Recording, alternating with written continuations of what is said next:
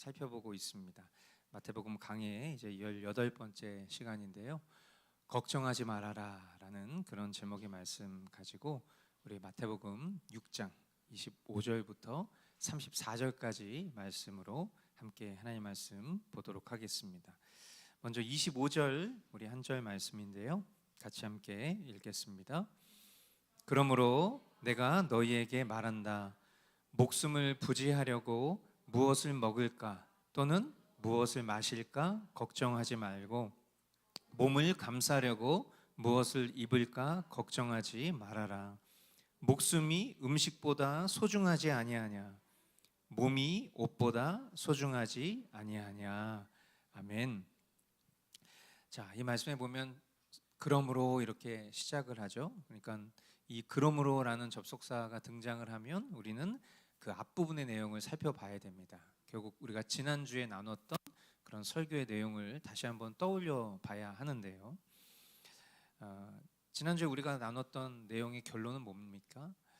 우리 마음의 중심이 있는 곳에 물질이 있다라고 그렇게 예수님께서 말씀을 하셨죠.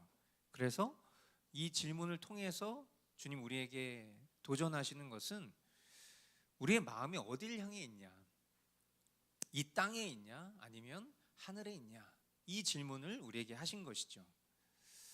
질문에 대한 답은 많습니다. 그런데 신자에게 있어서 정답은 있어요. 그러니까 우리가 살아가고 있는 지금 이 시대는 정답을 요구하거나 아니면 정답을 말하면 이상한 시대입니다. 그래서 누군가가 어떤 정답을 요구하거나 정답을 말하면 바로 꼰대가 되는 시대예요. 그러니까 우리 안에 정답이 있어도 정답을 말하는 것을 꺼려합니다. 왜? 사람들의 평가가 두려워서.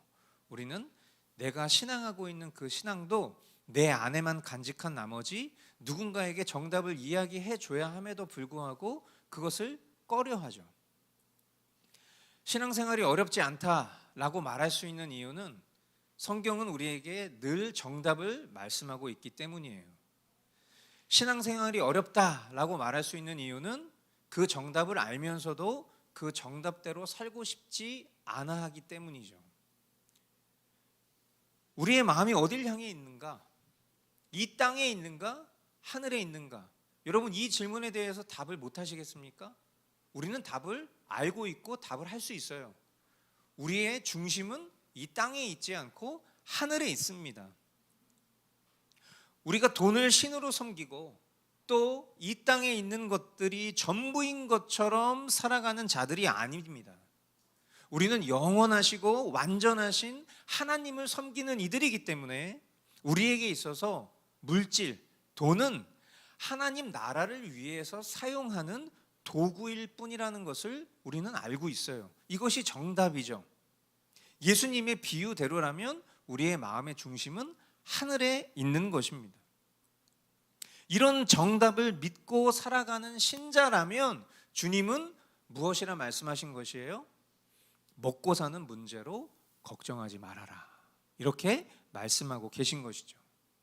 그런데 우리는 이런 성경의 가르침에 대해서 정답은 알고 있지만 정답을 들어도 그 정답을 들었을 때에 이렇게 생각하는 습성이 있어요. 에이, 사람이 어떻게 말씀대로만 살아? 아무리 그래도 먹고 사는 문제를 고민하지 않고 살 수 있어? 그럼 아무것도 하지 말고 살라는 얘기야? 이런 습성, 이런 극단적인 자기 결론, 이런 태도는 엄밀히 말하면 여러분 불신앙입니다. 하나님을 왕으로 주인으로 믿지 않는 것입니다.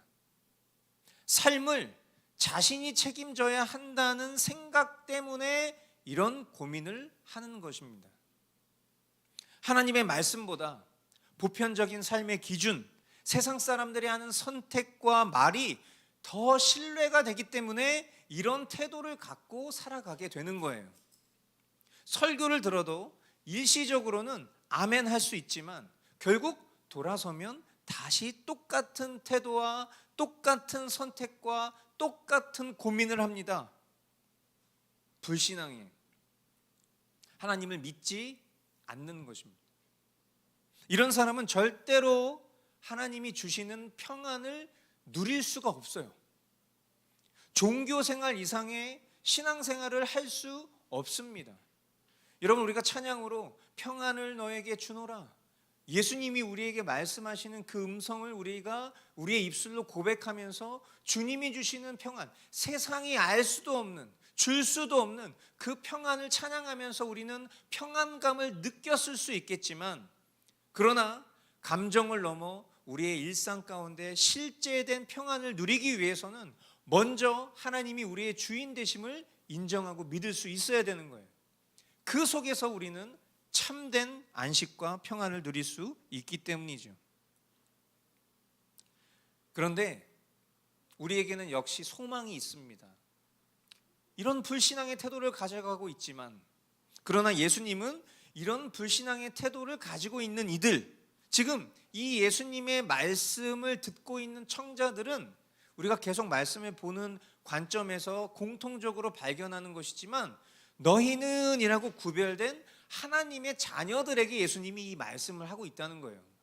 그러니까 하나님께 속한 사람이든 하나님께 속하지 않은 사람이든 평안을 누릴 수 없는 위치에 놓여져 있는 것은 동등하지만, 그러나 하나님이 선택하신 자녀들은 평안을 누릴 수 있는 방법이 있다는 것을 예수님이 말씀하고 깨우치시기 위함이죠. 그러므로 예수님은 이와 같은 말씀을 정죄하시기 위해서 하시는 말씀이 아니에요. 일깨우게 하기 위한 말씀이죠. 그래서 예수님은 이렇게 타이르십니다. 26절 말씀, 공중의 새를 보아라. 씨를 뿌리지도 않고 거두지도 않고 곳간에 모아들이지도 않으나 너희의 하늘 아버지께서 그것들을 먹이신다. 너희는 새보다 귀하지 아니하냐. 아멘. 이 말씀을 묵상하면서 저는 조금 새로운 시각으로 이 말씀을 보게 되었습니다. 보통 이 말씀을 하나님의 택하신 사람이 동물인 새보다 더 낫지 않냐라는 관점으로 보는 것이 일반적이에요. 그런데 저는 먼저 능력에 대한 부분을 통해서 말씀을 한번 보게 됐어요. 무슨 말이냐면, 여러분, 새는요 씨를 뿌릴 수가 없습니다. 씨를 뿌릴 수 있는 능력이 없는 거예요. 거둘 수도 없습니다.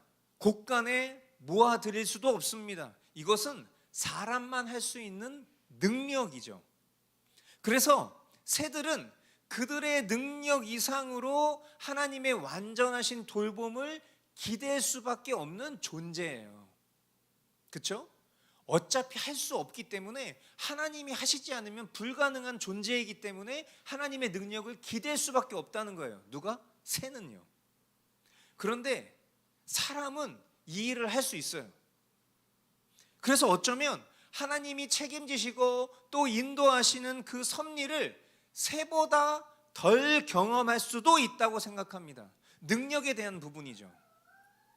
그런데 조금 더 깊이 생각해 보면요, 이제 능력에 대한 부분이 아니라 원래 우리가 익숙하게 생각하는 것처럼 존재로 보면 새, 사람, 뭐가 더 월등하냐, 사람이 더 월등하다, 이런 어떤 존재적 가치로 다시 한번 돌아보면 새와 우리는 비교 대상이 아니죠. 동일한 피조물이지만 사람은 하나님의 형상대로 지어진 특별한 존재니까. 그럼 오히려 능력이라는 것은 의미가 없어집니다. 존재가 남는 거예요. 다시 원점으로 돌아오는 것입니다. 할 수 있냐 없냐의 문제가 아니라 존재의 목적으로 다시 이 생각을 우리가 정립해 보는 거예요. 사람이 생각했을 때 내 능력으로 할 수 있다라고 여기는 것들이, 여러분도 잘 아시죠? 정답이 있잖아요. 실상 하나님으로부터 온 능력이라는 것을 알아요. 새나 사람이나 하나님이 능력 행하시지 않으면 새나 사람이나 아무것도 할 수 없는 무능한 존재라는 것을 우리는 안다고요. 그러니까 결국 존재가 남는 거예요. 다른 말로 이야기하면 하나님이 허락하시지 않으면 아무것도 할 수 없다. 새랑 같아지는 거예요. 능력이 사라지면 존재만 남으니까. 예수님이 이 지점을 명확히 하시는 거예요. 그런데 그 같은 존재 가운데 예수님 뭐라고 말씀하십니까? 너희는 새보다 귀하지 아니하냐. 능력의 문제가 아니라 존재의 문제인데, 그 존재의 가치를 이야기하실 때 예수님은 우리를 가장 뛰어나고 월등한 가치로 말씀하고 계세요. 너희는 새보다 귀하지 아니하냐. 그런데 하나님께서 우리를 바라보시는 이 관점과 상관없이 우리는 무엇을 더 신뢰합니까? 내 능력을 더 신뢰해요. 하나님은 우리의 존재를 중요하게 생각하시지만 우리는 내 능력을 더 중요하게 생각한다. 그러므로 이 말씀이 참 기가 막힌 쐐기와도 같습니다. 27절 말씀, 너희 가운데서 누가 걱정을 해서 자기 수명을 한순간인들 늘릴 수 있느냐. 한마디로 쓸데없는 걱정하지 말라는 거예요. 에이, 사람이 어떻게 말씀대로만 살아. 에이, 아무리 그래도 먹고 사는 문제를 고민하지 않고 살 수 있어. 그럼 아무것도 하지 말란 얘기야. 이런 고민 쓸데없다는 거예요.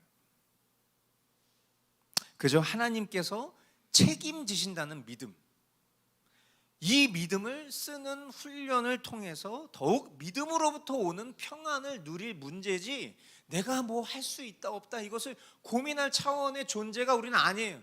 그냥 우리의 존재 자체를 책임지시는 그 하나님을 믿는 그 믿음으로 어떻게 하면 더 살 수 있을까를 고민하는 것이 우리가 해야 될 고민이자 기도라는 것이죠. 주님이 말씀하십니다. 28절로 30절 말씀, 어찌하여 너희는 옷 걱정을 하느냐. 들의 백합화가 어떻게 자라는가 살펴보아라. 수고도 하지 않고 길쌈도 하지 않는다. 그러나 내가 너희에게 말한다. 온갖 영화로 차려입은 솔로몬도 이 꽃 하나와 같이 잘 입지는 못하였다. 오늘 있다가 내일 아궁이에 들어갈 들풀도 하나님께서 이와 같이 입히시거든 하물며 너희들을 입히시지 않겠느냐. 믿음이 적은 사람들아. 예수님은 옷에 대한 염려를 언급하시면서 들의 백합화와 아름다움에 대해서 말씀하십니다. 모든 꽃은 다 아름답죠.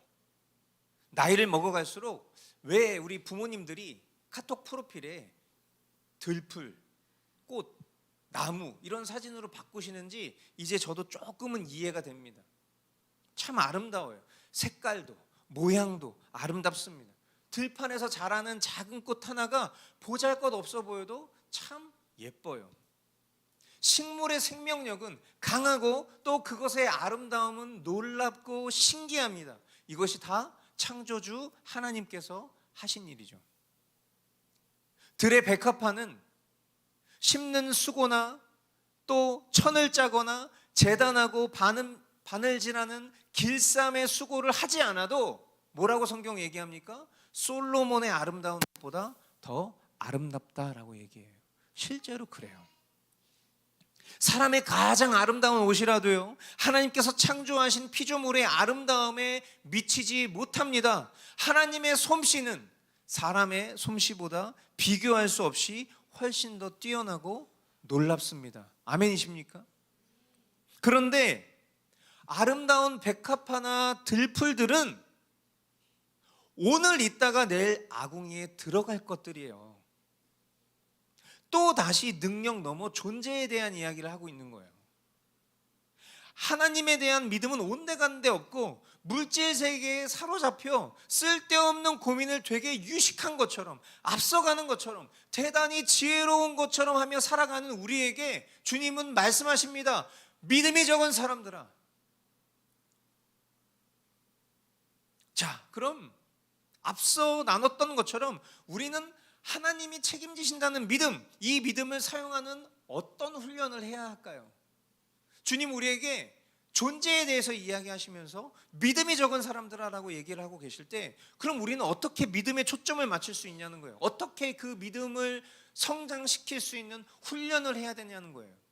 훈련 이렇게 얘기하면 또 사람의 능력이 기대는 표현으로 오해될 수 있지만, 주님은 이런 부분에 대해서 우리에게 친절하게 정확하게 가르쳐 주십니다. 이어지는 말씀인데요. 믿음의 훈련을 어떻게 할 거냐? 주님 이렇게 가르치십니다. 그러므로 무엇을 먹을까, 무엇을 마실까, 무엇을 입을까 하고 걱정하지 말아라. 이 모든 것은 모두 이방 사람들이 구하는 것이요, 너희의 하늘 아버지께서는 이 모든 것이 너희에게 필요하다는 것을 아신다. 너희는 먼저 하나님의 나라와 하나님의 의를 구하여라. 그리하면 이 모든 것을 너희에게 더하여 주실 것이다. 그러므로 내일 일을 걱정하지 말아라. 내일 걱정은 내일이 맡아서 할 것이다. 한날의 괴로움은 그날에 겪는 것으로 족하다. 아멘. 단순한 말 같지만 우리가 어떻게 존재에 대한 신뢰, 나를 책임지시고 돌보시는 것이 나의 능력으로부터 비롯된 것이 아니라 하나님께 달려져 있다라는 이 믿음을 날마다 키워갈 것이냐, 이 믿음을 어떻게 하면 성숙하게 훈련시킬 것이냐라는 그 훈련의 방식에 대해서 말씀하신 내용인 거예요. 자, 그 방식이 뭐냐? 일단 첫 번째가 뭐냐면 걱정하지 말라는 거예요. 자, 한번 따라해 보시겠어요? 걱정하지 말아라. 네, 이게 방법이에요. 그냥 하는 말이 아니라 방법. 자, 그러면 여러분 생각해 보세요. 걱정하지 말아라가 방법이라면, 실질적인 방법이라면 여러분 어떻게 하면 걱정을 안 할 수 있어요? 여러분이 어떤 신앙적인 관점을 좀 벗어나서 여러분이 일상 가운데에서 어떤 고민이 있을 때 여러분 그 고민에서 벗어나기 위해서 어떤 노력을 하십니까? 여러분만의 어떤 노하우가 있다면 어떤 고민으로부터 벗어날 수 있는 그 방법이 뭐예요? 걱정하지 않으려고 노력하는 방법. 그것을 지금 이 지점에 사용하는 것이 훈련인 거예요. 그러니까 말씀을 실제로 살아간다라는 것은 그냥 말씀을 듣고 좋은 말, 아유 주님이 알아서 하시겠지, 이게 아니잖아요. 말씀은 우리에게 실질적인 삶의 변화를 이끌어 가고 있어요. 그 실질적인 삶의 변화 가운데에는 우리가 우리의 몸을 쳐서 복종케 하는 그런 믿음의 훈련들이 있다고. 그런데 주님이 우리가 먹고 사는 문제를 걱정하고 있는 것을 너무나 잘 알고 계시니까 그런 고민은 이방 사람들이나 하는 거야. 그러므로 너희는 이렇게 해 라고 말씀하시면서 우리에게 가르쳐 주시는 첫 번째 방법이 걱정하지 말라는 거예요. 그러면 우리는 이렇게 얘기할 수도 있어요. 아이, 그런 말은 저도 할 수 있겠어요. 주님, 뭐 제가 걱정하고 싶어서 걱정합니까?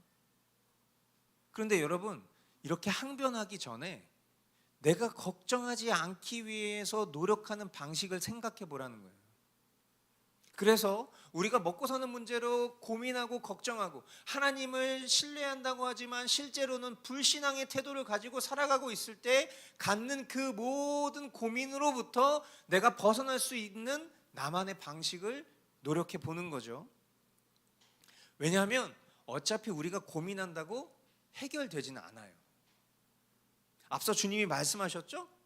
그럼 이 걱정, 근심을 하지 않는 노력을 기울이는 것이 주님 말씀에 대한 순종이고 그것이 훈련인 거예요.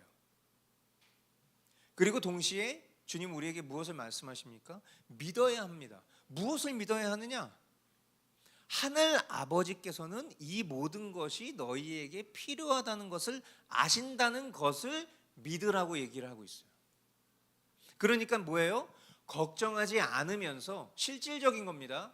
걱정하지 않으면서 하나님이 아신다는 것을 믿는 것, 이것이 첫 번째 훈련의 방법인 거예요. 우리에게 여러 가지 걱정과 근심이 찾아왔을 때 그것을 걱정하지 않으면서 하나님이 나의 상황과 처지, 또 내 해결의 모든 방법까지도 이미 다 알고 계신다는 것을 믿는 것, 이것이 첫 번째 방법이에요. 믿음 훈련의 방법. 그리고 두 번째는 이렇게 말씀합니다. 하나님의 나라와 하나님의 의를 구하라, 이렇게 말씀하죠. 제가 개인적으로 제일 싫어하는 것 중에 하나가 뭐냐면 헛수고 하는 겁니다. 헛수고, 허송세월 보내는 거, 이거 굉장히 싫어해요. 어차피 내가 할 수 없는 것인데 그거 붙들고 그저 열심히 하면 알아서 되겠지라는 태도는요, 여러분, 신실한 것이 아니라 미련하고 게으른 것입니다.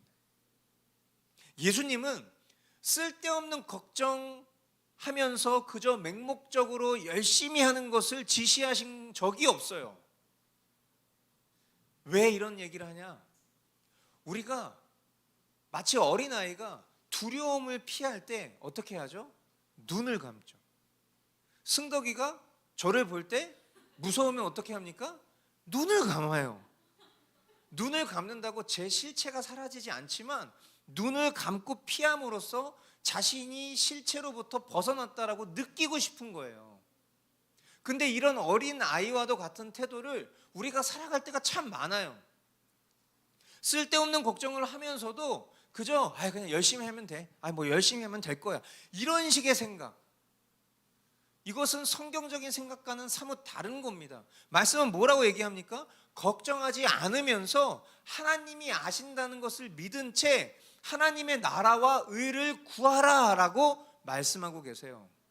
자, 그러면 이제 중요한 포인트가 나오죠. 하나님의 나라와 의를 구한다는 게 뭘까? 하나님 나라와 의를 구한다는 것은 원론적으로 얘기하면 이런 것입니다. 하나님의 통치를 받는 거예요. 즉 하나님이 명하신 것을 지켜 행하는 것이 하나님 나라와 의를 구하는 것입니다. 순종하는 것, 하나님 말씀에 순종하는 것, 이것이 하나님의 나라와 의를 구하는 거라고요. 우리가 신앙하면서 가끔 답답한 사람들을 봅니다. 지금 당장 해결해야 할 삶의 문제가 가득한데 하나님이 맡기신 일에 묵묵히 집중하는 사람들, 답답해. 지금 당장 먹고 사는 문제 고민하고 여기저기 지인들 막 동원해서 자문 구하고 가능한 모든 방법 빨리 동원해가지고 빠른 시일 내에 해결해야 되는데 그냥 묵묵히 주님의 일 하고 있어. 답답해. 영혼을 위해서 기도하고 복음 전하고 맡기신 삶의 자리에 충성하는 거 참 답답해.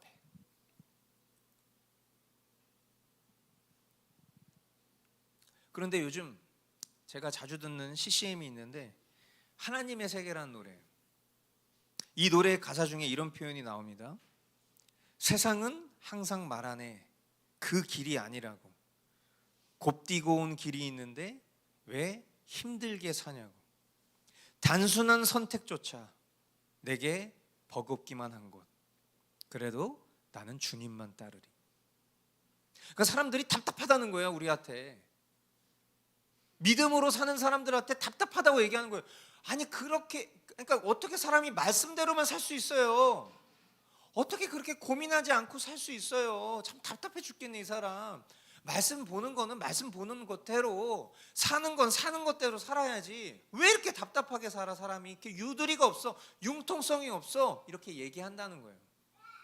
단순한 선택조차 내겐 버거운 거죠. 근데 뭐라고 얘기해요? 더 답답한 소리를 해. 그래도 나는 주님만 따르리. 걱정하면서 해결하려고 노력하면서 하던 일 멈추고 여기저기 도움 요청하면서 사는 것이 일반적이죠. 그런데 예수님께서 뭐라고 말씀하시는 거예요? 그건 이방 사람들이나 그렇게 사는 거고 너희는 이렇게 살아라 라면서 믿음을 말씀하시는 거예요. 결국 너의 삶의 주인이 누구냐? 누가 너의 문제를 해결할 능력자냐? 그래서 아마 이런 차원으로 과거에 신앙생활 하면서 여러분들이 이런 이야기를 하셨던 것 같아요. 나는 주님의 일을 하고 주님은 나의 일을 돌보신다. 여러분 이런 표현들 신앙생활 하시면서 한 번쯤은 들어보셨을 거예요. 나는 주님의 일을 하고 주님이 내 일을 하신다. 어떻게 보면 좀 망령된 표현처럼 보일 수도 있겠지만 결국 오늘 말씀대로라면 이 이야기는 무슨 얘기예요? 하나님 나라와 의를 구하라는 거예요. 너의 삶의 문제에 대해서 고민하는 건 네가 고민한다고 해결할 수 없어. 너는 그저 하나님의 나라와 의를 구해. 너는 주님의 일을 하고 내가 너의 일을 해줄게. 이 말씀과 같은 개념인 거죠. 쓸데없는 고민하지 말라는 거예요. 해결할 능력도 없이 헛수고하지 말라는 것입니다. 사랑하는 성도 여러분, 걱정하지 마십시오. 걱정하지 마세요. 뭐 이렇게 얘기하면 제가 뭐 해결해 줄 수 있을 것 같지만 저는 해결해 줄 수 없어요. 저는 제 문제도 해결할 수 없어요. 근데 거룩하신 주님의 그 말씀의 뜻을 따라 여러분에게 도전합니다. 걱정하지 마세요. 걱정하고 싶어서 하는 사람 없는 거 저도 잘 압니다. 하지만 우리가 다 알죠? 걱정한다고 해결되지는 않습니다. 그래서 오늘 주님이 우리에게 직접적으로 가르쳐 주신 믿음 훈련법, 걱정하지 않으면서 하나님이 아신다는 것을 믿은 채 하나님의 나라와 의를 구하는 이 믿음의 훈련을 한번 여러분 살아가 보시기를 바랍니다. 한번 도전해 보실 수 있기를 바라요. 이것은 사람의 솔루션이 아니죠. 사람이 내린 결론이 아니라 오늘 우리가 눈으로 직접 본 우리의 주인 되신 예수님의 가르치심이기 때문에 이 일은 실패가 없을 것입니다. 이 일을 믿지 않고 살아보지 않았기 때문에 믿음을 살아본 적이 없었던 것뿐이에요. 우리 주위에 믿음으로 산다라고 말하는 성숙한 믿음을 가진 분들은요, 공통점이 있어요. 어떤 공통점이 있을까요? 이런 공통점이에요. 걱정하지 않고 하나님이 아신다는 것을 다 믿은 채 주님께 맡기고 그저 나는 오늘 하나님의 나라와 의를 위해 살아가는 거야. 이렇게 살아가는 사람들이 우리가 소위 믿음 좋다라고 말하고 있는 겁니다. 저와 여러분의 삶 가운데 걱정, 근심이 사라질 수 있기를 바랍니다. 주님을 향한 바윗돌과 같은 견고한 믿음이 날마다 자랄 수 있기를 축복합니다. 오늘 우리에게 가르쳐 주신 이 말씀을 실질적으로 살아가면서 그리고 이 일들을 이루어 주실 우리 주님만 기대합시다. 아멘. 기도하겠습니다.